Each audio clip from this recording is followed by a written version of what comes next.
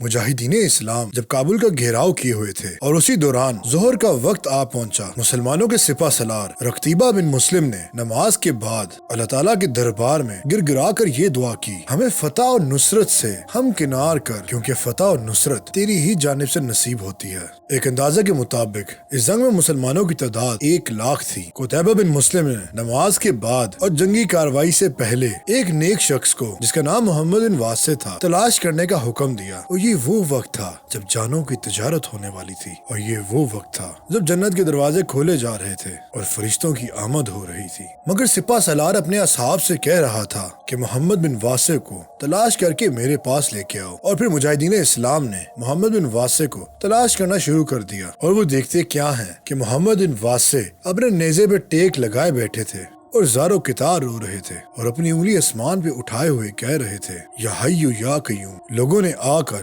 قتیبہ بن مسلم کو خبر دی تو ان کی آنکھوں میں آنسو آ گئے اور وہ کہنے لگے: قسم ہے اس ذات کی جس کے ہاتھ میں میری جان ہے، محمد بن واسع کی انگلی میرے نزدیک 1,00,000 نامور چمکدار تلواروں اور 1,00,000 خوش منظر لشکر جرار سے بہتر ہے۔ اور اس کے بعد پھر جنگ شروع ہوتی ہے اور جنگ صحیح گرما گرم چلتی ہے، اور اللہ تعالیٰ نے مسلمانوں کو فتح عظیم سے نوازا اور دشمن اسلام کو شکست دی۔ چنانچہ عصر کا وقت ہوتے ہوتے مسلمانوں نے کابل کو فتح کر لیا اور عصر کی نماز کابل میں ادا کی۔ میرے بھائیوں اور بہنوں، یہ واقعات سنانے کا مقصد صرف اللہ تعالیٰ سے نا امیدی کو دور کرنا ہے اور یہ بتانا ہے کہ جب انسان اپنے رب کو پکارتا ہے تو رب اس کی پکار کو سنتا بھی ہے اور اس کی پکار کا جواب بھی دیتا ہے۔ پوری دنیا میں جتنے بھی مسلمان اس وقت جہاد کر رہے ہیں، اللہ تعالیٰ ان سب کو فتح نصیب کرے اور دشمن اسلام کو تباہ و برباد کر دے۔ اللہ تعالیٰ ہم سب کی جائز خواہشات کو قبول کرے۔ السلام علیکم ورحمۃ اللہ وبرکاتہ۔